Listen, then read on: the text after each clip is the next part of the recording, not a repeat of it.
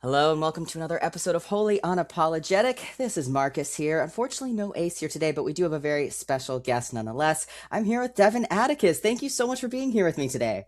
Hello, thank you for having me. So I've been a fan of your Instagram for a long time. You have such wonderful wisdom that you share through threads and things as well, and I just find so much comfort and knowledge from it. So I'm just really excited to talk to you. I think I'll start off with probably the cheesy icebreaker of tell me about yourself, but I think for people like us that are always growing and changing, it could actually be a really interesting question. So, how would you introduce yourself to a whole new audience as of today in December of 2025? Yeah, I think that that is a great question, and I like that you understand that people change a lot because, like, I keep changing my bio and I keep changing. I'm just like, oh, can I swear? Yeah. Oh, okay, I was gonna say I don't fucking know. All right. What I've been saying recently is, hello, by the way. I'm Devin Atticus. He, they pronouns. I would call myself a queer mystic. Um, I used to say that I was a sacred rebel, which I stand by, but I think it's less of my identity is rebellious and more of it's just like, it's just about truth seeking. I'm a truth seeker. I'm a seeker. So, Well, I think that's great, and um, I think we certainly understand that sometimes labels are comforting and sometimes they're restrictive, and we could kind of it's okay to change and flow. We're mhm. not in a kind of space where it's like, oh, there are always new terms we got to learn, right? Like that's the new thing we gotta but no, I like that. Yeah, I think I certainly hate icebreakers, but I also do think I would have a different answer. Kind of every time since I've really started my transition, especially or since I first came out, would be a different answer of who I think I am, and I think. One thing that's been freeing too, I think, especially as someone who like identifies as male, as a trans male, I think there is that desire of like, oh, once I pass or once, versus you identify as non-binary. Yes. Yeah. Yeah, so I think it's still been good for me to remember like it's okay to not know who I am and it's okay to not have that all figured out versus like Yeah. okay I pass enough so I'm in this end state. So anyway, I thank you for It's a playing trap. ball with that. Yeah, right, exactly. Thank you for playing ball with that question. Mhm. Okay, so where do I even want to begin here? You had a really great quote. I was going to read this one because I knew Ace would really like it, but he'll still hear it here, which is being in your villain era doesn't mean acting like a jackass. It means being true to yourself, even if people don't like it. That is a very good one. Yes. It can be a hard one too, especially for people that may not have had the most supportive families. That can be a very hard one, but very important. So I feel like I should have a very standard way to ask this because it is relevant to a lot of our guests. But I'd love to hear about your deconstruction journey and what that looks like for you. As much God. detail or as little detail as you like, because I think in a lot of ways we probably have a lot we could relate to or out of the gate. But I also just noticed last night that you had also been homeschooled for a time. So that's something that stood out to me. But yeah, like I said, whatever level of detail you would like, I'd love to kind of get your kind of highlight of the deconstruction journey. Oh yeah, absolutely. I can talk about this for days and days. Oh, great. It's like major, major for me. Hmm. Which yeah, like I'm sure you can relate to that. It is kind of our whole title is really wholly unapologetic. Yeah. How are we're survivors of this whole machine, so Yeah, it's huge. Until I was 12, I was in homeschool, okay. and then I broke my way out. I had to tell my parents, like, I cannot live without my peers anymore. This is Mm, ridiculous. yeah. And they finally let me out. Um, but it definitely did feel like, the sort of like Disney trope of like living in a tower. Yeah. Yeah, It's and so for isolating. a yeah, so isolating. And for a good chunk of that, it was religious homeschool until I was about maybe like 9, I think. It was so pretty fundamental years of Hmm. your brain developing, your cosmology developing, your sense of self developing, your sense of who you are in relation to others. So really messing up um, in this foundational way. It was a very religious homeschool. Basically, the only ways that I got to interact with my peers were in these religious ways, in these creepy, culty groups. there was church and there was the homeschool group. And after a while, I was also finally in theater for a bit until age 6 to age 12. So I didn't have like that foundation of like interacting with peers that are just everyday folks. It was freaks in this way and freaks in this other way. So Yeah. one of those is in a positive way. I Sure. like theater people. Uh, You're um, doubly speaking. You're speaking all of my languages right now. okay, This is a safe you're space like for I you, my know. friend. Um, so I've always believed in divinity. I've always had a connection to divinity. So I'm not an atheist. I don't think I've ever been through an atheist phase. I've been through large agnostic chunks of my life where I was open to the idea of, divinity not being real. But I've always had a certainty, at least sort of. And what I always say is that, like, being in church made me more uncertain of God. And then it was like I was in a state of yearning to leave church in order to be with God, because God was outside where I would play with my friends. God was, in the books that I would read. God was in my alone time. It was in the music I would listen to. And it was not in that church at all. Mm, Yeah, the deconstruction part came in starting after my mom died when I was 16. mm. And then I had this moment where I was obviously just full of grief and stuff because my dad is I hope I'm not like just trauma dumping right now. This is No, all this stuff is, that hey, I know these are big questions. Yeah, yeah, it's all very connected, all of our absolutely. experiences.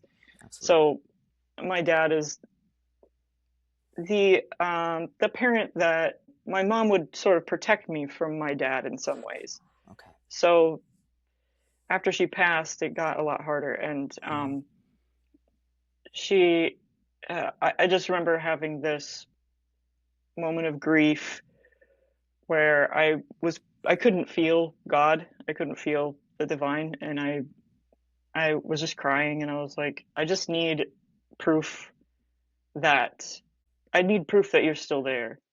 And then I felt this like physical sensation of a hug that was like very, it felt very physical, it felt very warm, and that was like all I needed in that moment, and moving forward. Like I held on to that, and then through the years, I don't know if there's any moments of sparking it. It was just, I don't know. I'm curious. I'm a curious person and I'm a seeker, and I need to know that I'm here for a reason. I need to know that this is all worth it because this is a bunch of bullshit. So there has to be a reason for me. And so I've just been seeking this whole time. And, it starts out with the little things, learning that there are certain parts of the Bible that don't mean what people say it means. And then you end up realizing that the things that Jesus Christ said and the things that Yahweh said were entirely different, entirely different sets of values, cosmologies, all of it. And then you find out about the non canonical mhm. stuff. And then you find out about Gnosticism. And then you're just like, oh my God, this is so much bigger than I thought it was. Yeah. And you learn that you know churches a lot of churches they're just a business, Hmm. and they just need you coming back, so they need you fearful. You learn about colonialism, you learn about Catholicism, and it's all just so connected. And at one point you just have to like release it and be like, I know what I know. I know that there's something on my side. Maybe it's just me, maybe it's just my subconscious. That's fine. Whatever it is, it's on my side, and that's the only voice I need to be listening to, you know? Mm. And so in 2020, I started getting, I think just because I was alone with myself so much, and I think some people would probably just call it psychosis, but I got really into like spirituality and experienced a lot of weird stuff and got really into divination, and I've just been into it ever since. And it's balanced out a lot more, where I can sort of live in the real world and in my mind Sure, at the sure. same time. Yeah. Um, and I'm still continuing to learn about more cultures and, yeah, more beliefs throughout history. And I'm still learning more ways that the Bible is just, I'll say, fascinating. It's just a Mm. fascinating conglomeration of random people's thoughts, and Yeah. I still love it. I love it as a Okay. piece of history and for its wacko lore that is so changeable. But there's bits that I love. There's poetry in there, and there's some good words, there's some good thoughts.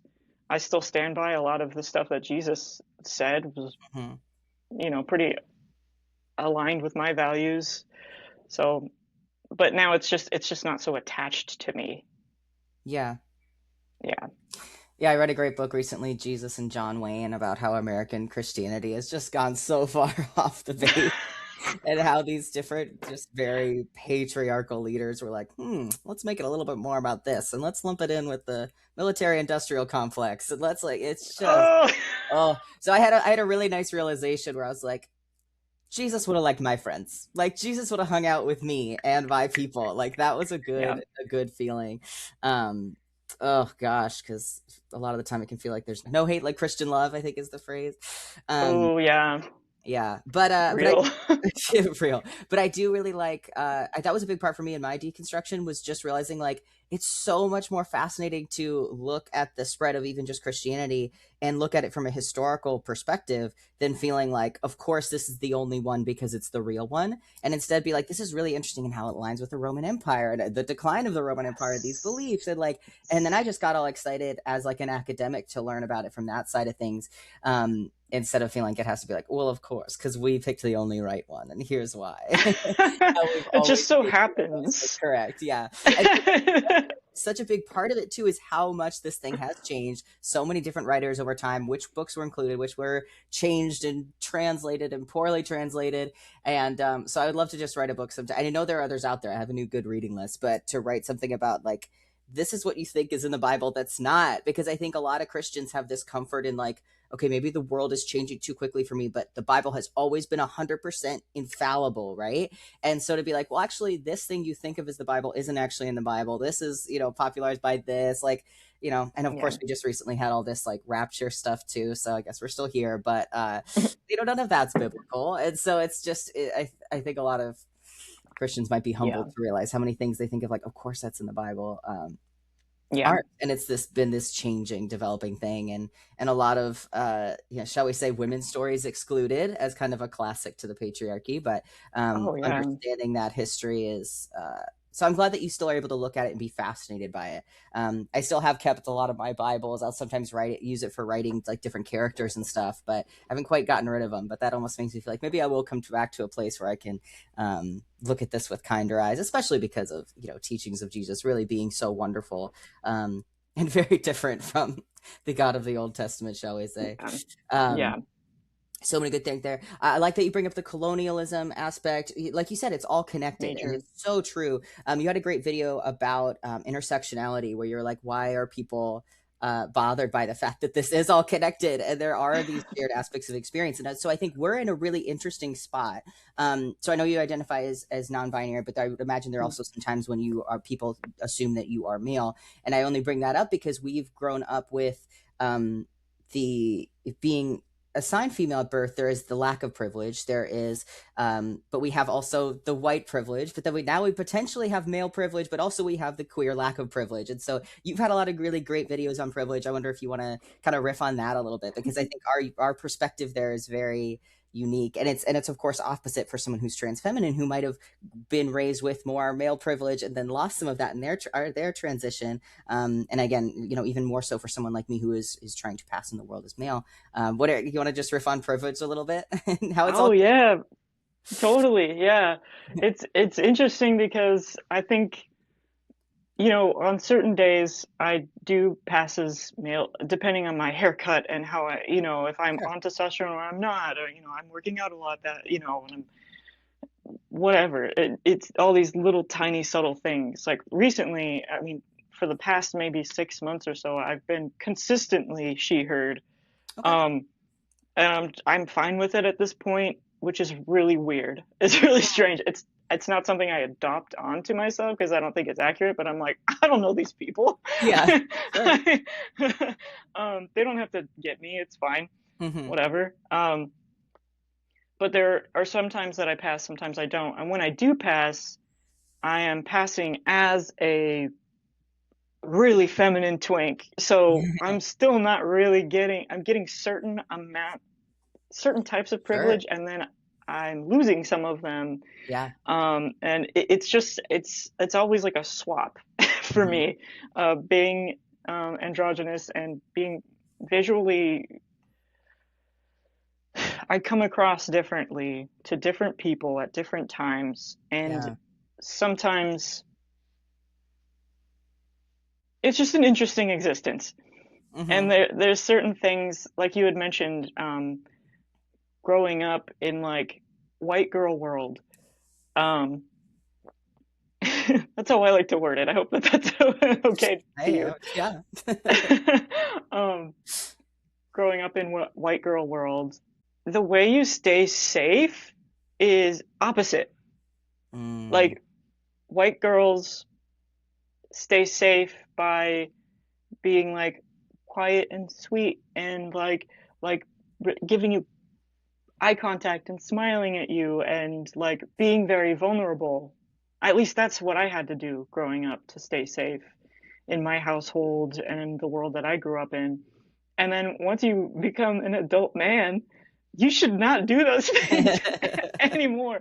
Like people, especially if you come across as like a super queer twink and you're like giving people direct eye contact and mhm. like smiling at them, they're gonna be like, "Don't look at me, leave me alone," Aw. because everybody's a little homophobic around here. So, Yeah. um, I want to say around here, I mean this society. By here, I mean There's everywhere. everywhere, yes, All the places. yes, yeah. Grown men are very scared of grown men because Yeah. everybody's scared of grown men. Yeah. Um, As an insert there, I just saw a great video from Alexandra Billings where she's like correcting someone. She's like, no, no, no. People aren't talking about trans people when you hear that. They are talking about men dressed as women who are going to attack people. Like they're not even talking about trans people. They're talking about trans women. And they're not actually talking about trans women. They're talking about men dressed as women. And so it's just this great yeah, distinction of exactly. like the fear still coming back to cis men. Yeah. It's true. Yeah, cis men are terrified of cis men, Hmm. and they think And they if don't they trust cis think, men, and yeah, yeah, they and don't stand up to cis men and all of that. no, they're terrified. Men are Yeah. terrified. Men are more scared.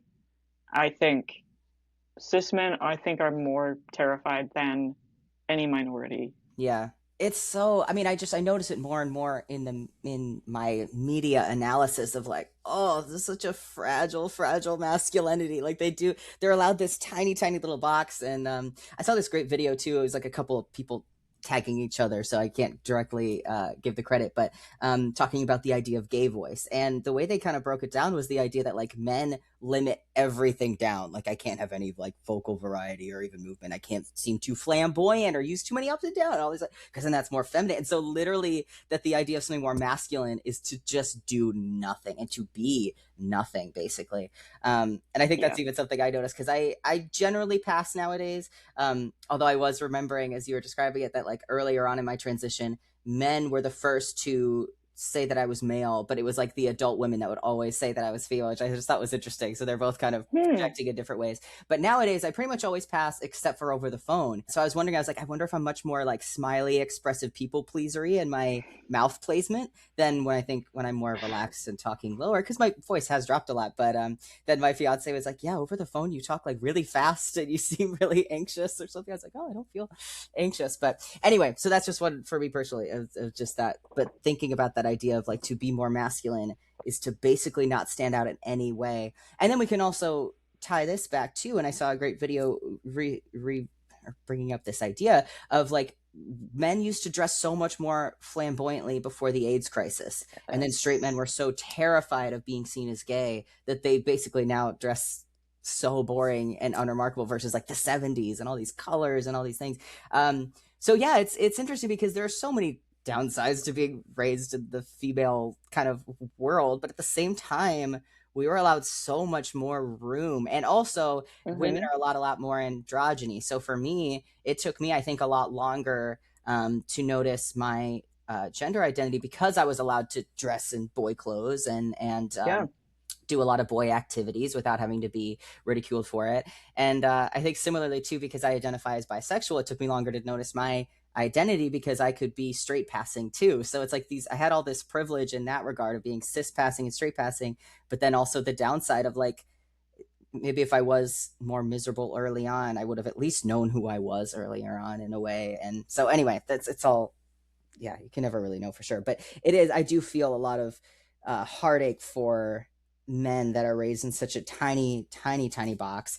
And then too, there's this great, I know I'm just going on so many different directions if you don't mind, I'm but enjoying myself. uh, but there's a I'm great just one. like, yeah, I'm Yes, relating to a lot of it. I'm like, check. yes, me too, me too, me too. Yeah, just a little thumbs up emoji just floats up. But there's Hmm. this great quote, and again, maybe I'll just try to find it later and link it down below because I hate not giving people credit. But there's this great quote about how like the patriarchy is like by nature very homoerotic because men are basically raised to not care or be interested in anything that has to do with women because you're going to be ridiculed or called gay for it. You basically Yeah. only care about the validation of your bros, and I think we're seeing a lot of this sort of like eat itself in the toxic masculine world that we see online because they basically don't like women at all, but they're also thinking of like they are validated to other men by their relationship to women or their dominance of or control of or acquisition of women and Their collection. their collection of women. And then and then it just gets weirder and weirder with the things that Tate has been posting too. But they're so afraid. Their biggest fear is to be seen as womanly or to be seen as homosexual. So then I just feel grateful for queerness too because we just get to like take off that like suit of armor. It's just like this Yeah. weighted vest that we get to take off, and we're just like, yeah, like and like yeah, Yeah. it's a big one. But I also kind of feel like with my own transition, I was like, I can't wait to pass, and then I can start dressing way more gay. I just want to be seen as male first, and then I want to be more flamboyant. So maybe that's a fear based, like, being more safe in that way. But I also just really wanted to pass because for most of my life, I was misgendered in my identity. But to Mm. kind of then be able to enjoy all those things because I wasn't raised to be terrified of expressing myself in the way that I think young men are, which is tragic. So now that I just said a million things, feel free to jump in wherever you like. I think I was gonna say that. What was I gonna say? You said a lot of stuff that I was like, yeah, yeah, yeah, yeah. Um, Got excited about all the things. It's all connected. it is. It's all connected. Maybe Yeah. those like title overlays for this whole episode of like it's all connected. It's like the more you know. One thing I was gonna say is that a lot of the patriarchy enjoyers, um, um, Stands. yeah, the patriarchy fans, um, they get so mad about the concept of toxic masculinity, uh, which is why I usually tend to call it wounded masculinity I like that. because I also think that's accurate. But the thing is what they're not understanding because they also complain about aspects of the patriarchy that they don't Why do I gotta pay recognize for as everything? aspects of the patriarchy. Yeah, like why do I have to Mhm. pay for everything? Why do yeah, there's a bunch of stuff like that. They're like, oh, men are more likely to commit suicide, Yeah, this and that about the army and let's go to stuff, war. and Yeah, it's always it's those like, yeah, man, these are also men did bad things. that. But it's like, this is toxic for you too. I'm Yeah, not saying you are being toxic to everyone, you're terrible. I'm saying like this whole system is toxic to everyone, and yeah. you're a person. Yeah, I'm you're a including person. you, Yeah, man. next to you. Yeah, you had a great video. I just saw it this morning, but just about that idea of like, this hurts, men are miserable. Like, cis straight men are miserable. Cis straight women are miserable. We Yeah. have this idea of like, yeah, I'd rather be with the bear than the man. Um, oh gosh, yeah, it just hurts everybody. And so I do appreciate being able to have kind of the transgender perspective on the whole thing. But it's just heartbreaking, and I know what it was like to be so scared. And like I said, I feel like we do get a little bit more leeway. Whereas if I was a young boy that wanted to wear dresses, that's a way more terrifying to the world. Because Then again, a the little stakes girl are wears so high. pants. It's like, Then girl wears pants, or yeah, um, she's a little sassy. yeah. I Yeah. remember I remember a guy in gym class being like, "I have those same basketball pants," and I was like, "Cool, I like them. Like, I don't care." Um, but then even I at that age was still like, I can wear boyish kind of clothes, and that doesn't mean I like girls. And like, it's just my Yeah. clothes. It's different gender, you know. Yeah. And then now I'm engaged to a wonderful cis woman, so it got me. It Oh, got me in the end. it The got me. shorts did determine my my sexual, yeah, identity.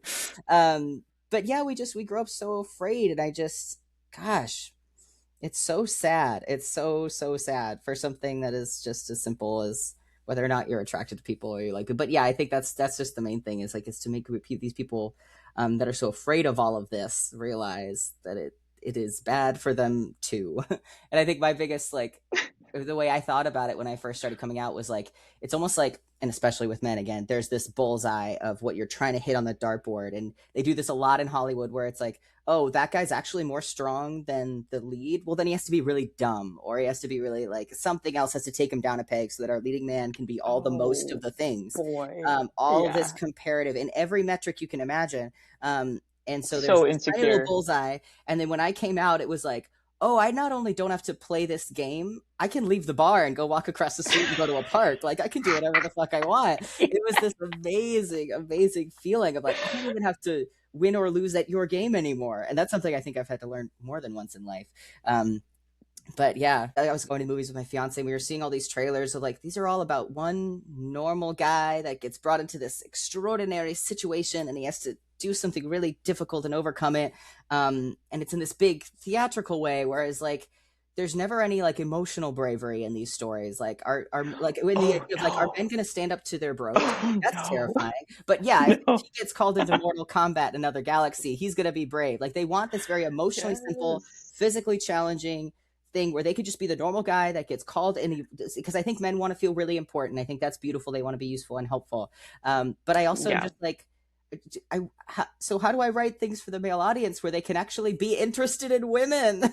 Like, what? And it's not just passing a Bechtel test, or like, hey, they talk about something other than a man. Like, I'm of course Yeah. endlessly fascinating with women, and their stories, but it's like they're raised to not care Yeah. or to find that interesting, and it's heartbreaking. So I'm even just thinking about it from something as silly as the media, but also the stories that we're raised with. So please go ahead. Sorry. Yeah. Oh no, I was gonna say that in those stories, they always also, it's not only the emotional bravery that's lacking, it's also just like usually they're whatever talent, whatever chosen one talent they have, they don't really have to work on. So sometimes they do, like Rocky, I don't know, like stuff like that where it's like, oh, you gotta do it. You gotta do it for a long time. Yeah. You gotta train for like a year in really difficult situations or whatever. Mhm. But a lot of times it's just like, oh, I was born this way. I don't know what's going on. I'm just inherently more special than you. Yeah.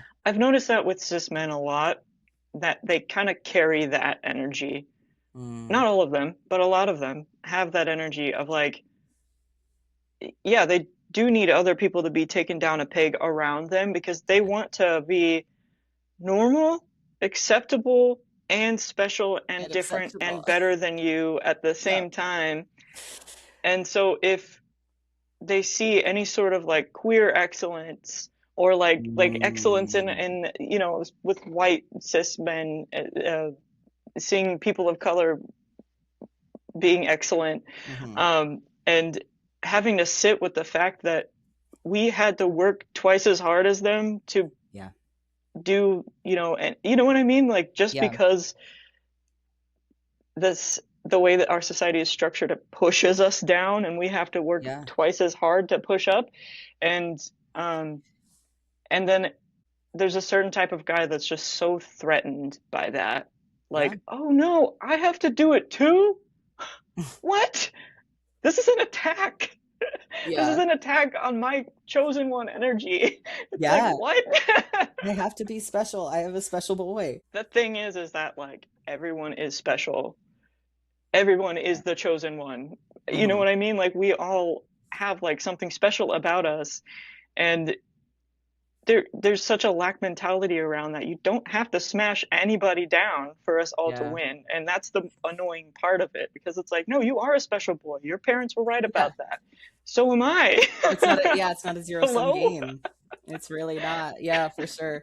I Yeah. do love the quote, the more healed I am, the less ambitious I am. Like I don't feel like I need to accomplish the world and impress everybody, and like I just want a safe, happy, relaxed life where I get to Hmm. do the things that I love versus like once I make it really big, then I'll be enough kind of thing. But Yeah. and then the other thing that made me think of was this idea that like when we see, oh, she was the first woman to do this, that shouldn't be as much a compliment to her as it is an insult to the institution that has been depriving women that opportunity for so long, who have been Yes. absolutely worth it.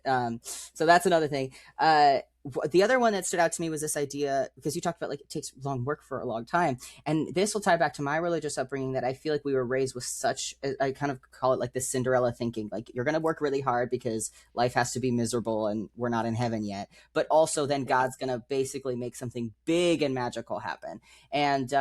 And that was always the thing. It's going to be suffer, suffer, suffer, boom, big thing. So I always think of it at Yep. like, you slave away and then the fairy godmother waves her magic wand. And then I just That's so realized that true. everything I've ever gotten in life that was worth getting was because of a lot of a long time unsexy work, skipping, summer vacation and not to, praise the grind culture or anything like that, but like really long work. And some people I think that struggled more with this idea of that white man exceptionalism, felt more entitled to a big dramatic and in many ways quick solution for their effort Yeah. versus like just slaving away for a lot of years and being underpaid till you then can get the chance. And of course Yeah. every situation is unique, but yeah, it definitely, my life hasn't been Cinderellian in that way at all.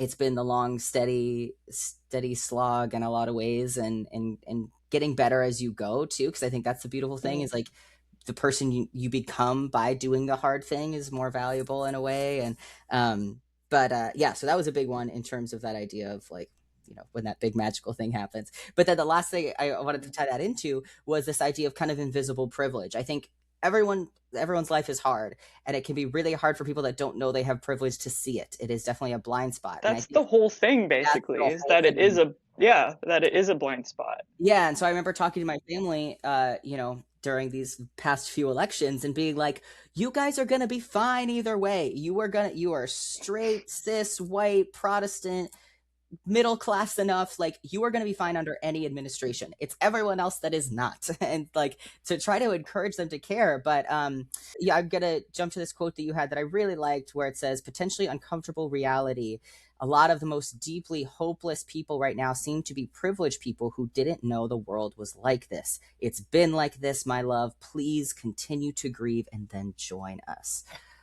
Love that quote. Do you want to talk a little bit about that too? Oh yeah. Not to say that I have like all the perspective, I know everything, because I absolutely don't, but I didn't have like any close white friends until I was like 8 or something. So I've been hearing people's perspectives and like experiences outside of my privilege for a long time. Mm, And again, not to say that I know everything, because I don't, but like I can't know everybody's experience. But like, sure. um, I've been, I guess I grew up in this way where I saw a lot of the horrors. and people would bring up the horrors and they would point them out to me, and I'd be like, yeah, you're right. Why isn't that like? And then the more I've grown up and I've had internet access and everything, I've been researching histories, and a lot of it has been buried. A lot of it is buried. A lot of it is it's not taught in school. I don't Yeah. blame anybody, but the thing is like, yeah, it has been like this. It's been worse in a lot of ways. Like Yeah. we used to have chattel slavery. We used to have slavery where people were owned Hmm. and tortured. And it was like, oh yeah, that's fine. That's really normal. We need that in our economy so that things don't cost too much or It's whatever. biblical. It's oh yeah, not to mention that. Yeah, and that was so recent. And Yeah. that's just one example. That's just like chattel Yeah. slavery, which is like an extreme thing to be happening. It did not happen in the past ever before the United States, as far as I understand. Right. Right. Right. Like Just lifelong. even Yeah. And then passed yeah, on. and then their child Yeah. is also a belonging to this person. Like this type of thing, not only has it been happening, it's it got worse. I feel like a lot of it got worse once America was established, like Yeah. started being established. Hmm. The if you I don't know if you've read the at least like the beginnings of a people's history of the United States. No, it's on my list. It's I'm not laughing because it's funny at all. It's Yeah. absurd. It's the absurdity of how unbelievably atrocious, Yeah. even knowing that humans are capable of the things that have happened in our history. It's beyond words. Yeah. And I think I realized in different phases, like, oh, we done been the bad guys, yeah, like yeah, over yeah, and over and over and yes, over and over. It's really uncomfortable because I yeah, think a lot of us are raised with that American exceptionalism. yeah, And like history is really just learning about what wars we won and how good we did. And like, and I yeah, always laugh, yeah. especially because I actually work at this amazing, beautiful historic ship that's like 90 years old and it was actually in World War II. But I always have to kind of laugh to think about like, uh, she was involved with the British troops and then eventually involved when the Americans got involved because as we're taught in schools, we didn't get involved in the war and that was the right thing to do, isolationism. And then we did get involved in the war because it was the right thing to do. Like Yes, yes. either way the American thing was Whatever the we right. did, it was Yeah. correct. Yeah. But anyway, sorry. I We do can want to romanticize anything, baby. yeah, we were right the Yeah, whole time. I haven't read that one yeah. yet. It's definitely been on my list, but I did read Black AF history, and that was huge for. I don't even want to say filling in the Mm, gaps because it is like this mm, endless cavern, but that was a big one for almost. I mean, and he has a great way of relaying it again, almost comedically, not because the content is funny, but to be like you white people couldn't plant anything and you weren't good at farming and then you got slaves and then all of a sudden we had sustained plantations or sustained colonies and things like that. yeah. It's It's it really unbelievable, and that yeah, like the people's history of the United States is so long. yeah, It's so there's so much, and he's so direct about it. He's not using flowery language at all. He's right. like, this happened, and this is why, and this happened, Hmm. and then this is, and it was not good, and then this happened, and you know what I mean. And he goes from this group's perspective, this group's perspective, this group's perspective, Hmm. um, and I've been working through it very slowly because it's so heavy and it's so Yeah. long. I've been working on this book for years, just Okay. like okay, I gotta put this down for months. Hmm. Um, anyways, I'm only on chapter 6, and it's like I'm like what like a 14th of the way through. It's ridiculous, Hmm. but that's how bad it's been. Yeah, it's a Is what lot. I'm trying to say. And it does take a lot to process and I feel like as much as I Yeah, really did enjoy Black AF history is a wonderful book, again not fun, but it like I still felt like queasy the whole time I was listening to it, and yeah, so I try to remember, before I was perfect, before I was woke, what did I think? And I say that of course with a lot of sarcasm, but I think that was a big one, is this like people are avoiding that discomfort and that nauseous feeling. And I yes, think like of I was trying to remember course. the other day, I was like, when my friends seemed more woke than me back in the day, what was my defense? And usually it was this idea of like, well, they've got a lot of privilege, like why are they talking about colonialism, like they're middle class or something. Like I've been trying to go through that cringiness of like what Yeah, was the way that I tried to protect my own brain from having to realize yeah, like yeah, I do have an enormous amount of privilege, and so I don't feel like I've had a lot of difficulty admitting it now, Yeah, but I do try because we could feel obviously very severed in this nation in different ways, and I think a yeah, lot of that comes on down to purpose. not wanting, It's all on purpose. yeah, not wanting to face the opposite of what those great stories we were raised with, and that Yeah, I mean it's heartbreaking. There's grief involved. Like, yeah, if you grew up in a nice world and then you find out that that nice world was an illusion, that's yeah, really sad. Like, that involves grief. And I mean, I almost don't blame anybody for being like, oh no, I don't want to look at it. I don't want to look at it, you know? Um, and we have to. yeah. We have to. We don't have a choice. We especially don't have a choice because it's starting to affect the privileged as well. That was the point of that thread, was that, like, all right, you're seeing it now. That's good. I'm really sorry. Hmm. It's time to learn history though, Yeah. because, like, otherwise, if you think all of this is happening all at once, you think all the atrocities Out are of nowhere. occurring, rather than being shown to you in Yeah. a way that is blatant and can't be ignored.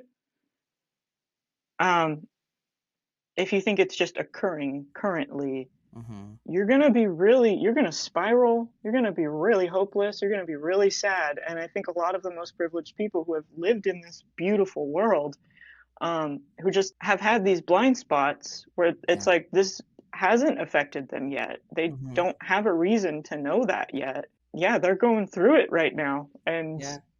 And I don't expect anybody who's not white, I don't expect anybody to be like, "Oh, I'm so sorry." Yeah. You know, so it's like, I'll do Yeah. it. It's okay. I'll do Oh, it. yeah.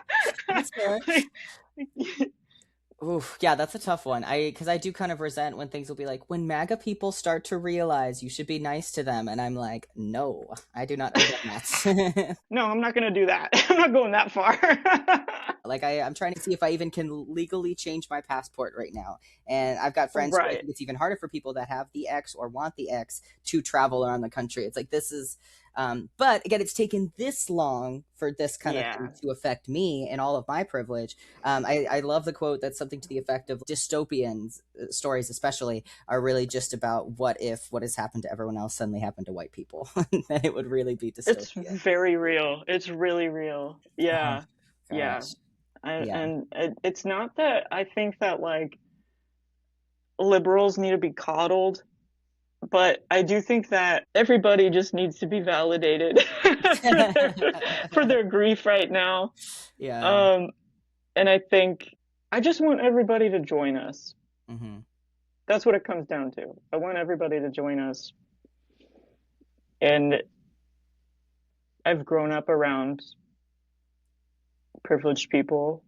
I've grown up around all kinds of people, so I understand where a lot of them are coming from. I'm very lucky in that way. Because a lot of people have this view of different groups, like, why are they doing that? Why do they believe that? Why do they think that? That's one of the things that I think I'm really lucky for having grown up Republican and Christian, Hmm. because people will be like, why do people believe this and that? And I'm like, I actually know the lore around that if you want Yeah, to the hear it. lore. That's the right word for it. Yep. I received this propaganda. Hmm. Um, like, for example, I'm kind of getting off subject, but I guess it's still on the subject of the actual podcast. Yeah. As a child, I received the propaganda of anti-abortion stuff, Sure. Yeah. and my mom was like a really nice lady, but she was like, oh, she would vote for whoever was anti-abortion. Yeah. Yeah. That Same was her thing. only thing, because she genuinely believed people were giving birth to babies and then, like, doing crazy stuff to them. Mm. Like, she thought that was happening. And there were, like, pamphlets that were just horrifying. There was videos, there was, like, it felt like proof. It felt really real. And it was like, this is so evil. What's wrong with people? And so once you learn even a little bit about the reality, you're like, oh, that's literally not happening. Yeah. Um, but people will be like, why do people believe this, or why do people care so much about this? Why do people want to control women's bodies and stuff like that? And it's because of the propaganda. It's all propaganda. It's all connected. Yeah, Yes. that was a gosh, yeah, that's a big one. That's a big one. That was a big one for my mom too, of always donating to the non-Planned Parenthoods. But it's like, and trigger warning, but it's like, guess who was there for me after I was raped? Planned Parenthood. And I was able to go and get tested, and I was able to go and get Yeah. birth control in case it happened again, even though I didn't want to be on birth control. And guess what? It happened again, and Planned Parenthood was there to help me out with it. And so that's a huge one for me. It's like when I learn about all of the misogyny and of course our upbringing, and I find different ways to be free of it. I want that for the women in my family that seem, very Yeah. indoctrinated into it. It's like I want them to care about and feel like they're allowed to be connected to their own bodies, and their bodies are incredible and amazing, and it's just, but yeah, all of the ways that it's connected to sever us from our bodies. And so that's what I think was really interesting. And when you talked about your story early on, is you still had this self-trust even beyond what you're being told. But it sounds like you were fortunate enough and strong enough to still have that at a young age, even in kind of the midst of all that indoctrination. So do you want to talk about that a little bit? Yeah, I don't know why. Mm, I don't know how. I yeah. think honestly, I think a big privilege that I have is I have three older siblings who were all also like, what is going on? Um, That would help. so That would help. and we were like often shoved together because we were very poor, and we had sometimes we would share the same room, like we had bunk Sure. beds and we would Yeah. share the same room, and sometimes the same beds. Hmm. And so we chatted a lot about Yeah. our experiences, and we were like, does this feel weird to you? And so I think that a major reason why I was able to keep my sort of sanity, not completely, but um, sense of self and sort of like faith that maybe there's something I don't know, maybe there's more to this, maybe um, I don't know, things can get better, maybe this isn't all there is. Yeah. I think a lot of that was because I had siblings. Mm, that's good. I'm glad you had that Yeah, support system. That's good. yeah. I think that was a huge blessing. Is there anything else you want to add about the idea? I have a note in here about philosophy and mysticism, and that's been a big, I think, theme for us on the podcast, is how people that are leaving behind a more structured religion still find spirituality. And again, to tie it back too, I think a lot of trans folks find difficulty connecting and feeling safe in their bodies. So anything else you want to add in on the topic of mysticism, or what that, like, even from your introduction, that's kind of changed titles, how you like to describe yourself, but anything you want to add in there? Um, I think that the main thing about why I even like the term mystic is because it's so vague and it Mm, doesn't require you to like really be like, this is who I am now, because yeah. it's really just like a seeker of knowledge, in my opinion. Hmm. So it's not as much of identity title as like witch or something like that. Like it's really just you being like, I don't fucking know, Hmm. and being like, what's this about? What's that about? So basically, what I'm trying to say is, you don't have to worry if you're going into deconstruction and even building your own spirituality if you want to go that route. You don't have to worry that like these mystical concepts are going to capture you again like Mm, religion did. You know what I yeah. mean? It's From one it's box to the other. yeah, it's all about going within and questioning your views. It's all about unpacking yourself and your relationship to the world and what do you think your cosmology is. It's all Hmm. it's all questions, and it's not a definite answer. And that's my favorite thing about it, is that it doesn't feel like trapping, it feels like freedom. Hmm. And so that's what I'll say about that. Yeah, I love that, and I think that's really deconstruction 101, is admitting you don't have all the answers, which is something I think Yeah. we're definitely not raised with. We're like, no, no, no, we've got all the answers, and if I don't know off the Yeah. top of my head, someone that knows the Bible better will have an answer for anything ever in all of philosophy, and Yeah. it's nice to let that one go. But Yeah. yeah, I like that, and it's kind of like what I was saying earlier too, of just I think with I didn't have a supportive family in my transition, and so I think there's this pressure to feel like I have to be I have to be the goodliest boy and the most successful one, and I can't ever need any help. I have to have all my ducks in a row to justify being this much trouble. And so to be like, Oh, no, I don't actually have to be perfect, and it does not serve me well when I try to be. no. But it is a that has been a tough one because I kind of felt like maybe I could outrun my queerness and inconvenience if I got perfect grades and then I got the perfect job, and I did for a while, but it didn't fix the other things, you know. And so Yeah. to be like, I don't, maybe I like Oh who do I man. want to be? I could be, you know, is a good thing to try to versus like I have to be the best at whatever it is I'm supposed to be. Which and you had actually just said this in one of your videos too of like what we're raised with is like we are supposed to be good Christian wives that had some good Christian babies with a white Christian man, you know, like that's what we were. That was our Yeah. path that we were. So we seem Yeah. to have gone off course a little bit. But yeah, it's There's so much there's so much unlearning of shame, guilt, and perfectionism involved in deconstruction, and well, decolonizing the mind too, which I think is really related and kind of necessary. But yeah, shame and guilt and like I'm so sorry that I exist. Sorry I'm here. I'm an inherent uh, sinner. Oh God. Like there's so much of that. I'm still unlearning oh my my gosh, yeah. perfectionism. I'm like, for example, I'm like wiggling around and letting my knees go up and stuff, and I'm sitting like a goblin, and it's helping me to think better, you know. I But love I'm it. not I trying to love be that you're like, whoa. comfortable. Yeah. Like in the past, I would have tried to be like, hello, yes, I Yeah. am a guest on your podcast. I'm doing it correctly. Yeah, we know what it's like to have to perform and be on, and I always talk about just Yeah, even being a pastor's kid. I just felt like I was kind of the dancing monkey to always I have to didn't be. know that. Yeah, yeah. So that was a That's real. I major. just always felt like every other adult in the room's needs had to be met before I could ever even consider my own. I was a prop Mm-mm. on that stage, and it sucked. And I That's largely had huge. very nice church people to interact with, but still that idea of um, that self neglect for the purpose of whatever role you're needed to be is a pretty exhausting one. So it can be very hard for me to be selfish and do like I'm very generous and I love that about myself, but the idea of doing something generous just for myself is like mind bending. Like it almost like does not compute in my brain. So it's something I really have. Yeah, it's like, no, I'm an exception to that. Yeah. Yeah, I like Yeah. that phrase though, being generous to yourself. That's a really good phrase.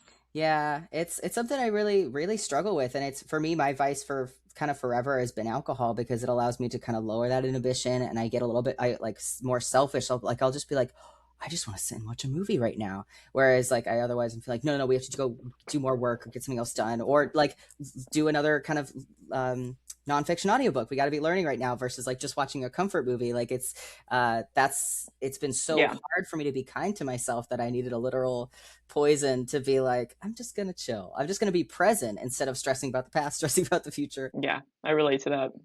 I really oh, and you had a great video about this too, the idea of kind of showing the healing journey as kind of unsexy as it can be sometimes, or not glamorizing it. I forget your exact wording, but yeah, that there is this inner self, and I think you even looked like you were kind of like sweating and kind of freaking out. The shadow work, yeah. The shadow work, thank you. Yeah, and you're Yeah, like, oh, I just want to. Maybe we could just go get distracted or something. And you're like, no, I think yeah. you just have trauma and you're tired. And like, Yeah. it was so good. It was such a good video. So I felt very seen with that.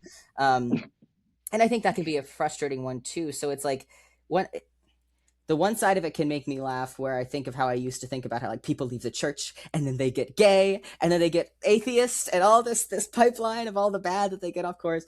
But then another, so I think that's kind of easy to laugh at in retrospect. But then there's also a version of it which I think queer people can relate to if queer people ever have had mental health issues or struggled with addiction. Then they see that as like, see, they're mentally unwell and this is an illness Yeah. versus like they're completely missing how I get talked about how much harder our lives are than for everyone Yes. else. We are stressed out. Yeah, I have so much heartache over that because it was like when I finally started to get on top of my sobriety was also by no mystery when I started to come out and be really out and proud. And that's when my family just like really turned on me and tried to do a big shaming like intervention thing. And I was like, guys, I'm actually Oh making my really good God. progress here. And I'm really proud of myself. Like, yes, I've had relapses and it sucks, trust me, but I'm also like, I know I'm making progress and I'm facing my stuff and I'm learning what my triggers are. And I know I'm going to do better this time.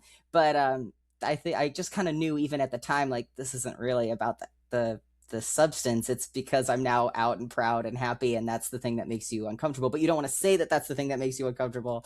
So yeah, that was a really, so it's been all the more hard for me because of that to be like, I actually am not going to shame myself over this. I'm just going to try to keep healing and try to do better and understand myself and be self-compassionate. And yeah, because I think it was easy for them to point in a very Christian way. It's like, what's the easy thing to point our fingers at? Like the gays. It's the gays. That's easy to point my finger at versus like all the problems that exist in the church. But anyway, that was my own journey with it. I'm really proud of you. That's a lot of stuff to go through.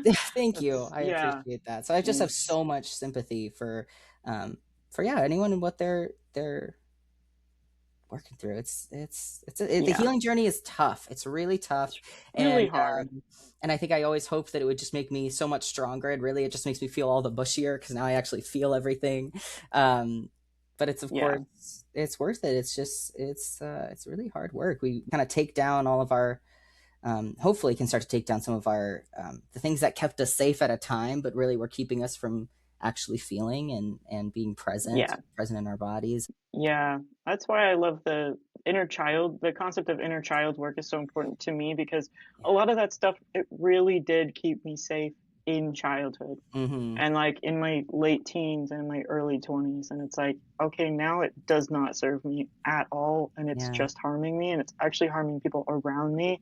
Mm. But it's really hard to face and yeah, you don't feel stronger so much as resilient, I think. Like, oh my God, look at what everything I've been through and I'm still here and I'm I'm actually still here. feeling more clarity and more confident than ever. That's so crazy. It's so weird, Yeah, you it know. really is an empowering thing to feel like you can feel more comfortable saying no to certain things, or you actually can listen Yeah. to know what you like and what you actually really do want instead of what you feel like you're supposed to want. Yes. But yeah, it Hmm. takes that learning and knowing and finding out what your gaps are. I've kind of been like playing over this idea in my mind of like if you want to avoid being a fool, you have to admit that you've been a fool over and over and over and over again. I think Yeah. like even and Yeah. the other day I was thinking about like even just homophobic things I used to parrot and I feel sick to my stomach, but it's like I can Mm. only look Yeah. back on that because I don't believe that way anymore and I don't think that way and I've grown away from that and I know there are people that haven't and so it's Yeah. very uncomfortable. It's like the books we were talking about, to change and hopefully be better you have to look Yes. back and be like, oh, that wasn't great. And yeah, maybe I was taught it by other people, probably I was, but um hopefully we're only in a better place now and to Yeah. not shame yourself through that journey is a huge one. um Yeah. yeah, to feel proud of all the day ones of starting a new path. Self-compassion, Yeah. it's a big one. It's going to keep you going versus shame because gosh, we were raised with all the shames, but um it's not a sustainable energy source. No, no, it's depleting. It's very depleting. It'll hold you back from all of your your actual real self, your passions, the things that you love, Hmm. um, like your actual values. Like it'll hold you back from everything that makes life worth living. Even your concept of beauty. Like Mm, people will be ashamed of like the music they listen to or their ideal, decor or mm. um, their ideal clothing and stuff. So it even holds you back from being able to appreciate the beauty of life. It's not great. It's not Yeah, good. it's I'm like not a fan of shame at not a all. fan of it. Yeah, Not a I've fan. read like so many books on it, and I still have so many more to read. But because I think naming it is one step, but that doesn't mean it goes away. So that's been I Yeah, feel like I'm it's still slow. slowly lowering down how much I'm drowning in it, even though I've been able to kind of point the finger at it. But I love how Totally. you described that of even just like your decor. As I feel like that's what's amazing about queer people that do this work is because they just are letting their inner child play, you know, and like we all are Yeah. basically just, I like the, you know, like that quote of like we're all just 8-year-olds in adult bodies kind of a thing. Like I think so much there's this lightness and this safety in queer people where we just like we kind of get right to the point too. Like I love Yeah. that like new queer people I've met this year are the type where like right at the beginning it's like, sorry, am I trauma dumping? It's like, no, go right ahead. Like this is like because we cut the BS. We don't do the Yeah. small talk a lot of the time. We Mhm. don't got time for that. But like I love that, like letting your inner child like play, and it's a lovely thing. So I'm definitely working on that kind of stuff. Like how can I, because I'm so used to the hustle culture, like I'm comforted in being distracted and keeping busy, and that's how I prove my worth. And to kind of take that apart and be like, you know, maybe what would 12-year-old me want to do right now, or 10, you know, Oh, something I like love that that. question. I don't do it yet, but I think it's a good idea. Yeah. Yeah. A I think precious there's some 12-year-old, like the 12-year-old self, at least for me and my, and I don't know, maybe it's just like my ultra specific situation where I was like, that was me moving from homeschool to mm, public school, and I was like still dressing like a homeschooled theater kid. Um, and got really bullied for that. oh Like, you know, I got pretty bullied that year. And I found myself like shifting to stay safe, you know? yeah, Like, okay, well, I can't be my full weird self, but maybe I can be like more like alternative. Like, you know, I see kids over there that are dressing like a little bit more like gothy, punky. Like I like some of that stuff. I'll mm, take that stuff on, and it did end up becoming part of me. But it's like there's a part of me that I'm completely ignoring, that like this jacket really brings it out. My yeah, this is new. It's corduroy, and it's like has these two color blocks, and it just yeah, reminds me of me when I was pockets. 12, like me when I was 12, when I used to wear like I wore very strange things. I won't even go on a rant about it, but like I liked it, you know. And I'm trying to listen to them recently as well. Mhm. I Yeah. love that. Yeah, it's man, for a while I really didn't like clothes because I would get so many hand-me-downs from the church, like just literally in garbage bags, and I never had enough room for it. And it was never really stuff I would have picked out for myself anyway, because I had to wear, you know, more feminine clothes. And it took a really long time for me to even enjoy the idea of shopping for clothes. And then with my early on in my transition, I actually loved not shopping for clothes because it was like, I'm just gonna wear a black shirt all the time because I'm comfortable and I can be a bro that doesn't have to like dress up for the Yeah, world. And so there was a lot of healing in that. But I think I'll probably come back totally. around, even just like I was joking about, like I'll be more flamboyant the more I pass as male. Um, Yeah, I get that. I think it'll be kind of fun to go a little more in another direction. But yeah, it's that relationship with clothes is something that cis people don't always have that same pattern with. But we all have our own journeys. But Yeah. anyways, I have a feeling more of them do than they will admit, sure. Yeah, to be honest. I think a lot of absolutely, people and are for like different reasons too. holding it back. Yeah. Yeah, feeling not feeling Yeah. comfortable I think and a lot of them relate to us more than we yeah, are aware of. yeah. We might just Yeah. have to kind of look at it a little bit more up front. Yeah, they do not want to see it. Yeah, It's a no, it's part fine. of themselves I think they don't want to see. I've been a good Yeah. boy. Yeah, Yes, straight yes. narrow path, right? Yeah. Yeah. Oh gosh, there is one I would love if you don't mind talking about this video. It was one of the first ones I saw of you, and I probably will summarize it terribly because it's been a while, so I apologize. But it was on the topic of if you're a AFAB person, you know, a trans masculine person, and if you still date cis men, like isn't that just straight with extra steps? Is kind of the annoying way that Yeah. people sometimes summarize Yeah. that.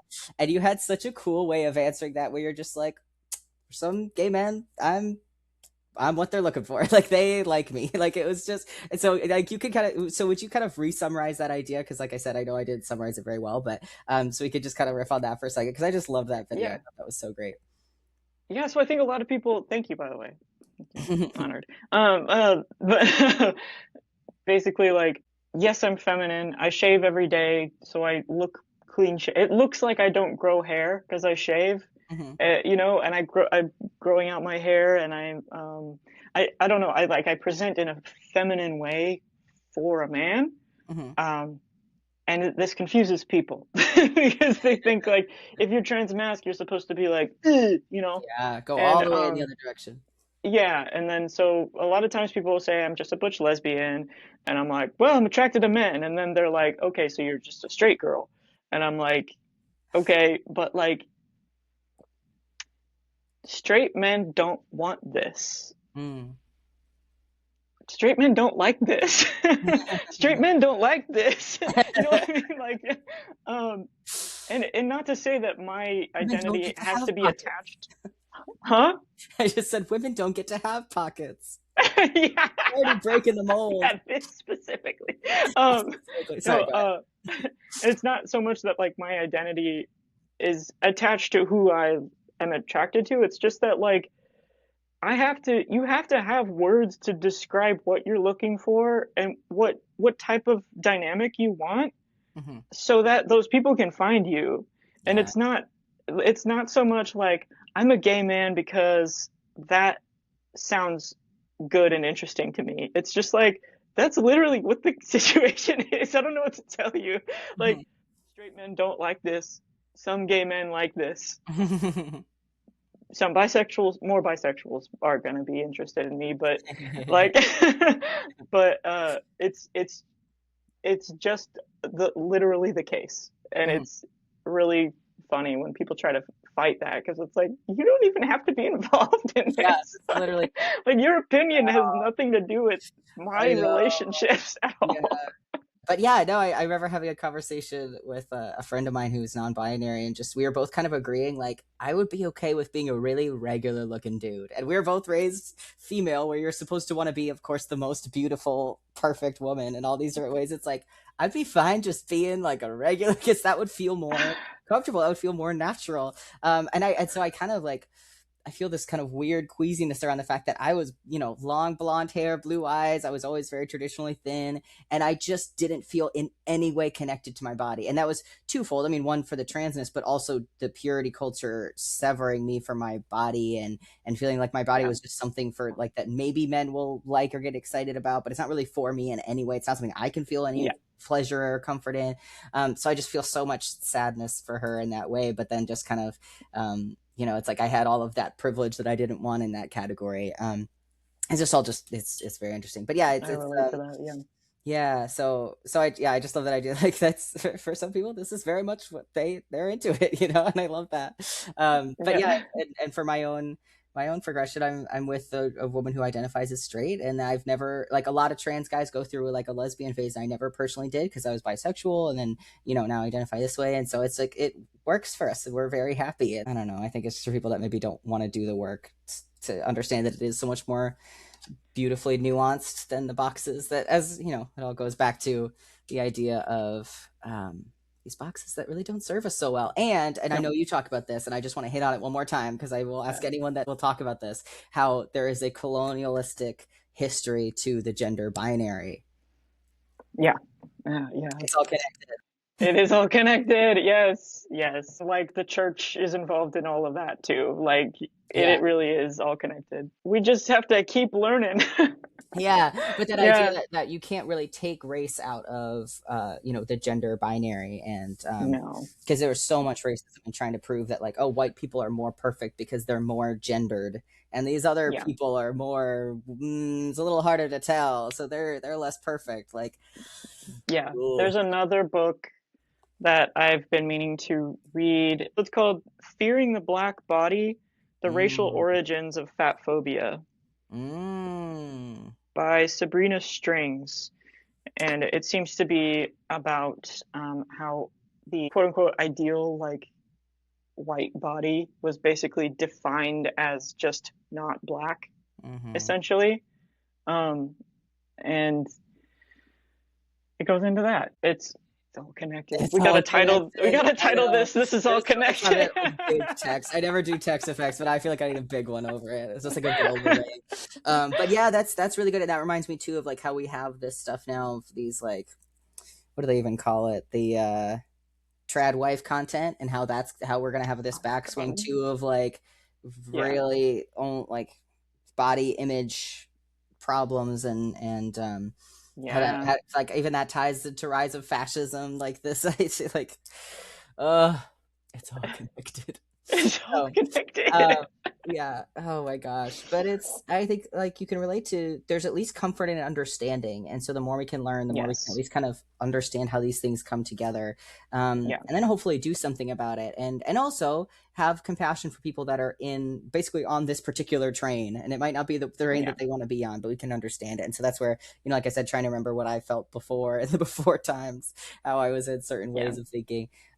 Try to maintain some empathy there, certainly. Yeah. I think I have a theory that's very it's an optimistic theory about how things could go Hmm. with where society's at, especially specifically American society is at the moment. People love to rebel. They Hmm. love it in unfortunate ways and in good ways. So I feel like the fact that all of this stuff is becoming more blatant, like that all of these like trad wife, the 50s advertisement stuff that's coming out, and like all of this like trying to separate us and stuff. I think that separating all of us is actually making us more fascinating to each other. Mm. I think that that's what's going to happen. That's my optimistic view on what direction we could go as a society is that we're going to rebel against the really super square, like the people who are in charge of this country right now are extremely square, Hmm. and they're not cool. They Yeah. don't come across in a way that where they seem like they know what they're doing. They don't seem like they are actually confident in themselves and all that stuff. I think people are getting more fascinated by trans people. I think people are Hmm. getting more attracted to mixed race features. I think Hmm. people are becoming more attracted to androgyny Hmm. in certain spaces. People are getting curious. So I think all of this separation of us is actually not working in their favor. Mm. Um, that's my theory, at least, and that's my hope. I'm hoping that we're becoming more curious about each other, and however much we're fighting in like internet spaces, I think we also are like a lot of us are like learning from each other and then not commenting anything. We're just like, oh, I never thought about that. And then we'll think in our room about it and Yeah. look stuff up. We won't say, thank you for telling me about Yeah. this thing. Sure. Thank you for giving me your, perspective. We'll just go, oh, interesting. And Hmm. then go on with our day. So I think we're not seeing the ripple effect yet. But Yeah. I think that we could be going in that direction where we're all like, actually kind of see where you're coming from, and I'm fascinated and I want to hear more, and I'm gonna like click on your profile and like listen to more Yeah. of your rants or whatever.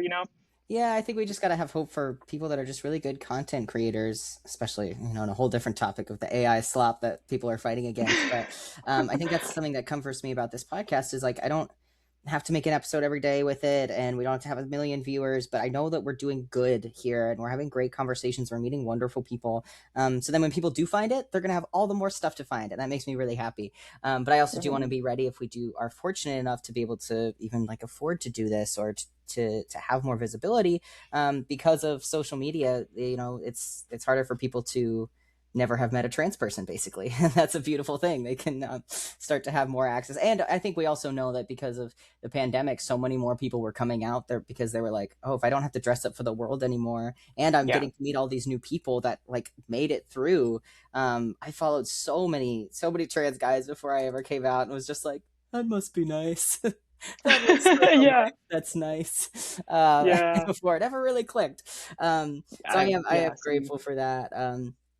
So hopefully that, I mean, but it's just hard to know. I'm sure someone else's For You page could not look more different from mine, and but I do Yeah. still think there are other people that can kind of break through and hopefully just expand someone's world a little bit, and they can learn something new, and we can help continue to teach each other. So Yeah.